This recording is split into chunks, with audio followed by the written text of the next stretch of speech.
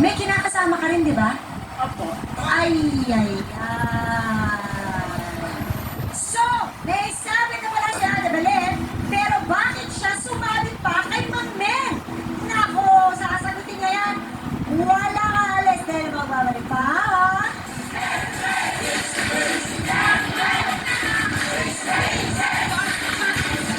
Eh, kanino daw yung panty? Sinabi niya, ito ang pangkulit sa Ano niya?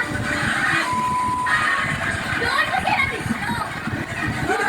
Pinakawakan! Ano? Sa naman ang isa. Ito naman, yung panty ginawa pa bulas ng sipon.